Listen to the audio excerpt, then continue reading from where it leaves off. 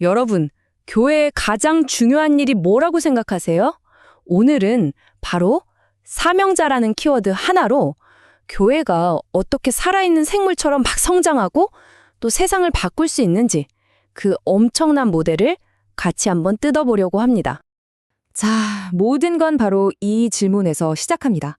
한번 진지하게 생각해 보세요. 교회가 해야 할 수많은 일 중에 딱 하나만 가장 중요한 걸 꼽으라면 그게 과연 뭘까요?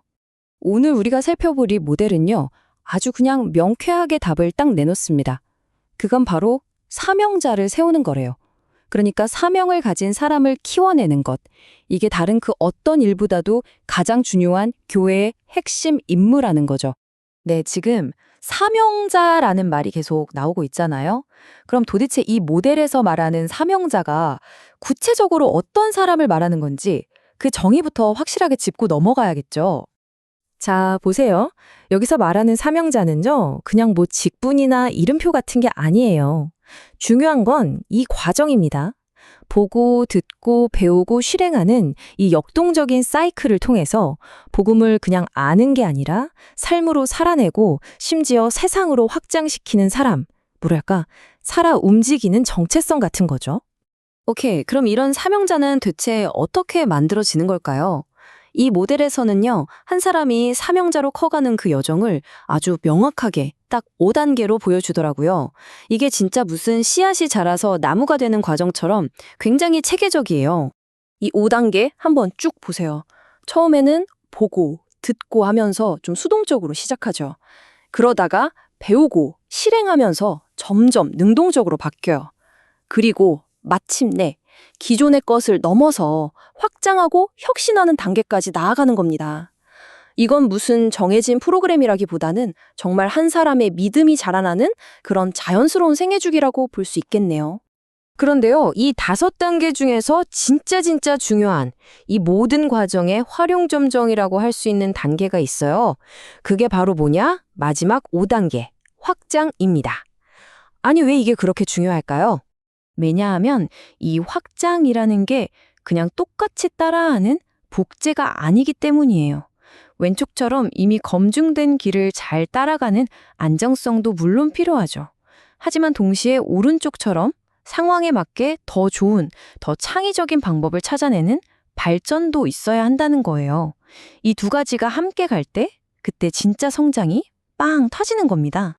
이렇게 안정과 창의성, 이 둘 사이의 균형을 추구하는 것. 이게 바로 이 모델의 핵심 운영 시스템인데요. 이걸 아주 재밌는 이름으로 부르더라고요. 바로 무지개 교회 철학입니다. 무지개라니 좀 궁금하죠? 이 철학의 핵심은 아주 간단해요. 바로 이 두 단어, 복제, 더하기, 발전입니다. 그러니까 검증된 건 잘 따르면서도 거기에 머무르지 않고 계속해서 더 좋게 발전시켜 나가는 거죠. 이 두 개가 같이 가야 한다는 게 핵심이에요. 그래서 무지개인 거예요. 이 복제와 발전이라는 철학이 바로 무지개 같은 교회를 만들어내는 거죠. 여러분, 무지개 보면 색깔은 다 다르지만 결국 하나의 아름다운 아치를 만들잖아요. 그것처럼 핵심 뿌리는 하나로 똑같지만 그걸 표현하는 방식이나 사역은 문화나 상황에 따라서 얼마든지 다양할 수 있다는 뜻입니다. 자, 그런데 여기서 그렇게 다 다르면 완전 중구난방이 되는 거 아니야? 하고 걱정할 수도 있잖아요. 근데 전혀 그렇지 않습니다. 왜냐하면 이 모든 유연함과 자유로움이 절대로 변하지 않는 아주 단단한 뿌리 위에 서 있기 때문이에요. 그 뿌리가 바로 이런 것들입니다. 교회의 비전, 정체성, 그리고 핵심적인 원칙들. 이런 것들은 시대가 변하고 문화가 바뀌어도 절대 타협하거나 바꿀 수 없는 모든 사명자들이 함께 공유하는 공통 분모인 셈이죠. 사실 이 모델, 그러니까 뿌리는 단단히, 방법은 자유롭게 하는 게 완전히 새로운 건 아니에요. 가만히 보면 이거 딱 예수님과 제자들의 방식이거든요. 예수님께서 진리라는 뿌리를 딱 주시니까 제자들이 그걸 가지고 각자의 자리에서 보고, 배우고, 실행하고 또 확장해 나갔잖아요. 바로 그 원리인 거죠. 자, 그럼 이제 이 모든 조각들을 한번 맞춰볼까요? 이 원리들이 다 합쳐졌을 때 우리가 흔히 생각하는 교회라는 개념이 어떻게 완전히 새롭게 정의되는지 그 최종 그림을 한번 보겠습니다. 이 모델이 보여주는 교회의 진짜 정체성은 바로 이겁니다. 교회는 더 이상 사람들이 모이는 건물, 어떤 최종 목적지가 아니라는 거예요. 오히려 그 반대죠. 사람들을 훈련시켜서 세상으로 내보내는 사명자 양성소, 그러니까 일종의 발사대, 출발점이 되는 겁니다. 그래서 양성소로서의 교회는 딱 이 네 가지 역할에 집중하게 됩니다. 먼저 삶으로 직접 보여주고, 그 다음엔 원리를 가르치고, 또 깊은 관계 안에서 함께하고, 그리고 마침내 사명을 줘서 세상으로 보내는 거죠. 이런 과정을 거쳐서 나온 사명자들은 그냥 수동적으로 따라만 하는 사람이 아니에요.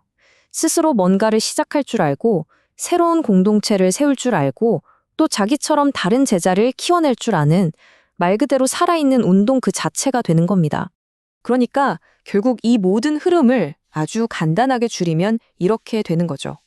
한 개인이 들어와서 공동체 안에서 훈련받고 성장해서 세상으로 파송된다. 바로 이 역동적인 흐름이야말로 이 모델이 꿈꾸는 교회의 모습입니다. 이야, 이 문장 하나가 이 모델의 모든 걸 요약해 주네요. 교회는 사명자를 세우고 사명자는 교회를 확장한다. 교회가 사람을 키우면 그 사람이 다시 교회를 세상 속에 넓혀가는 거죠. 서로가 서로를 살리고 성장시키는 완벽한 선순환 구조 아닙니까? 자, 이제 거의 다 왔습니다. 그럼 오늘 우리가 나눈 이 모든 이야기에서 딱 한 가지 마음속에 꼭 새겨야 할 교훈을 꼽으라면 과연 뭘까요? 바로 이겁니다. 중심은 고정하고 방법은 자유롭게 하라. 절대로 변하지 않는 복음이라는 그 중심, 그 핵심은 아주 꽉 붙들고요. 그걸 담아내는 그릇이나 방법, 전략은 시대와 상황에 맞게 계속해서 유연하게 바꿔나가야 한다는 것. 오늘 우리가 함께 살펴본 이 모델이 우리에게 던지는 가장 강력하고 도전적인 메시지가 바로 이것 아닐까 싶습니다.